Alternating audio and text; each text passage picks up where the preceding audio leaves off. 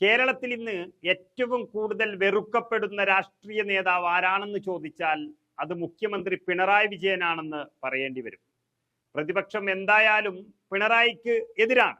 അതിനു പുറമെ ഇപ്പോൾ CPM-ലെ വലിയൊരു വിഭാഗവും CPI പൂർണ്ണമായും പിണറായി വിജയനെതിരായി വന്നതോടെ ഇനി എത്ര കാലം അദ്ദേഹത്തിന് സംസ്ഥാനം ഭരിക്കാൻ കഴിയും എന്നതാണ് ഏവരും ഉറ്റുനോക്കുന്നത്. അതായത് സർക്കാരും മുന്നണിയും ഒരാളിലേക്ക് ചുരുങ്ങിയതിന്റെ അപകടമാണ് ഈ ലോക്സഭാ തെരഞ്ഞെടുപ്പിൽ സംഭവിച്ചത് എന്ന് CPI-യുടെ സംസ്ഥാന കൗൺസിൽ വ്യക്തമാക്കി കഴിഞ്ഞു. മുഖ്യമന്ത്രി പിണറായി വിജയനെതിരെയും LDF കൺവീനർ EP ജയരാജനെതിരെയും അതിരൂക്ഷമായ വിമർശനമാണ് CPI നടത്തിയിരിക്കുന്നത്.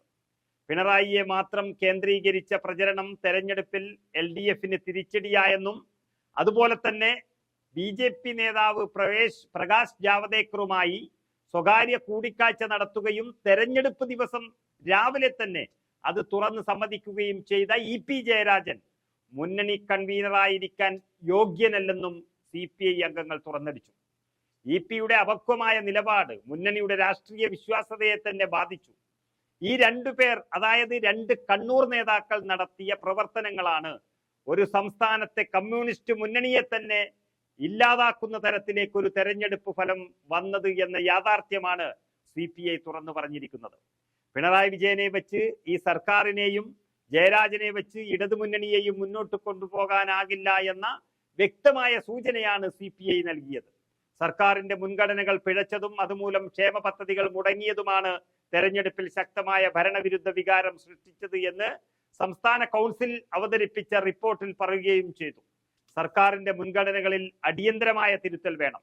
പിണറായി വിജയനുമായി ബന്ധപ്പെട്ട വിവാദങ്ങളിൽ പാർട്ടിയുടെ വിവിധ തലങ്ങളിൽ അതിരൂക്ഷ വിമർശനം ഉയർന്നുവെങ്കിലും റിപ്പോർട്ടിൽ വ്യക്തിപരമായ വിമർശനമില്ല.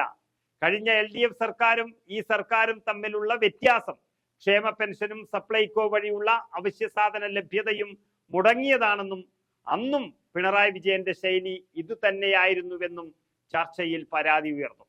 മുഖ്യമന്ത്രിയും മന്ത്രിമാരും ചേർന്ന് നടത്തിയ നവകേരള സദസ് മൂലം വലിയ ദോഷമാണ് മുന്നണിക്കും കേരളത്തിലെ സർക്കാരിനും ഉണ്ടായിരിക്കുന്നത്. അതിനു പകരം ജനങ്ങളെ കാര്യങ്ങൾ ബോധപ്പെടുത്താൻ LDF-ന്റെ രാഷ്ട്രീയ ജാഥയാണ് സംഘടിപ്പിക്കേണ്ടിയിരുന്നതെന്നും അഭിപ്രായമുയർന്നു.